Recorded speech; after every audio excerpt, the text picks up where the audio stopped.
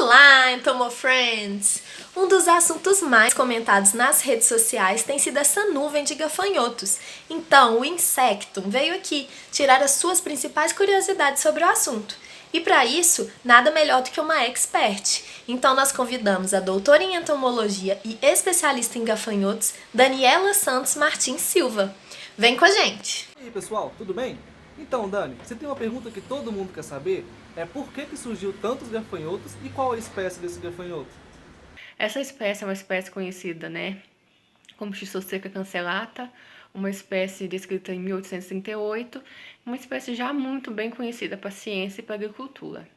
Essa espécie, ela tem como característica a formação, né, desenvolvimento de muitas ninfas, de muitos novos juvenis. Esse processo é cíclico, geralmente a cada 2 a cada 3 anos a gente vai ter a formação de vários novos indivíduos. E esse ano em especial, a região sul do país e a região, né, mais ao sul também da América do Sul, está passando por um período de muita seca, né, um período muito quente.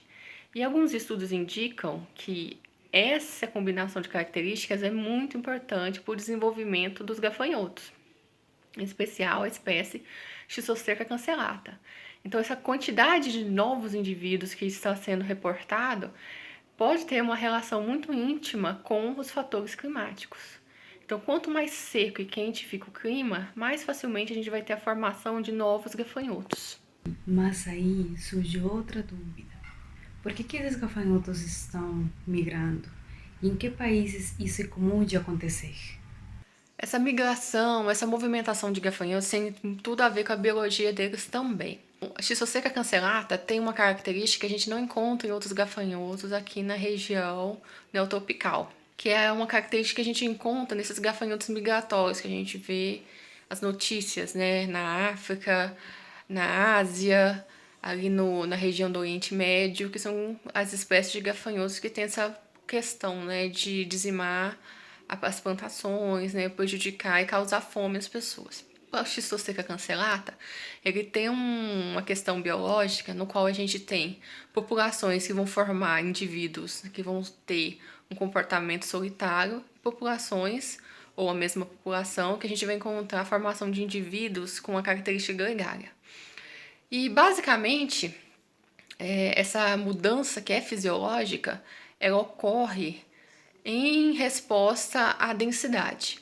Então, quando a gente encontra uma população em que os indivíduos eles estão emergindo, surgindo em grande quantidade, e aí os fatores ali de alimentação, de toque, né, a resposta ali de feromônios, ela está muito desenvolvida, né, muito avantajada. Então, quando você tem uma densidade muito grande, então a gente começa a ter o comportamento gregário.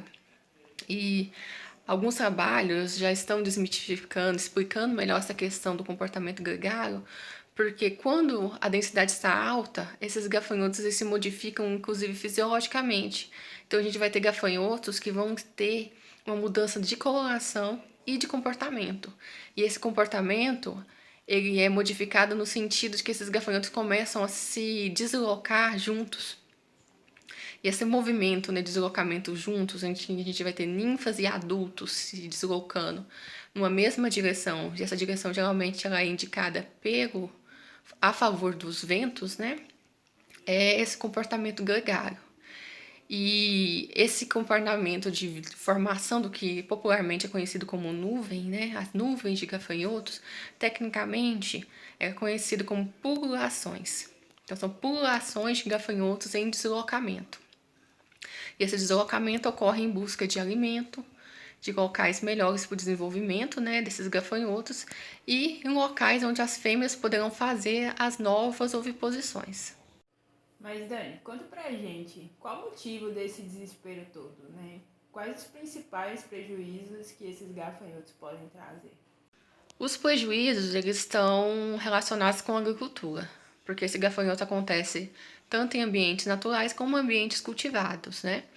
E como é um gafanhoto polífago, ele vai se alimentar de qualquer tipo vegetal que ele encontre no caminho.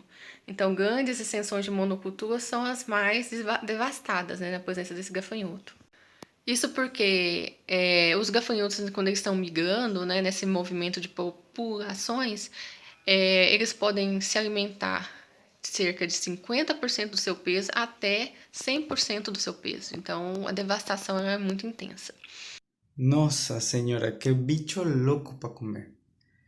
Doutora Dani, será que essa nuvem de gafanhotos já aconteceu antes no Brasil ou está acontecendo só agora? Essa situação não é a primeira vez que acontece no Brasil, nem em outros países da América do Sul. Então, a gente tem dados históricos que indicam que desde a década de 1870 a gente tem problemas com as populações no Brasil e nos países aqui locais, né? Então, Argentina, Uruguai, Paraguai, até o Peru. Então, existe alguns relatos muito antigos sobre isso. E a última vez que, de fato, o Brasil teve um grande problema com as populações foi na década de 40. Então, foi a última vez de um grande registro com relação ao comportamento desses gafanhotos.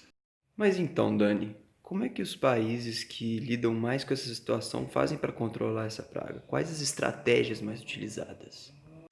Quanto ao controle, essa é uma questão também muito importante de ser discutida, porque a última vez que tivemos problemas com populações no Brasil, o controle basicamente foi feito de forma química, né? Então foi depois da Segunda Guerra Mundial, no qual os produtos químicos, né, os inseticidas, já estavam no mercado. Atualmente, a gente já tem tecnologias mais avançadas para combater esses gafanhotos. Então, aqui no Brasil existem várias pesquisas e vários pesquisadores que trabalham com controle biológico à base de entomopatogênicos. Então, usa-se fungos para combater esses gafanhotos.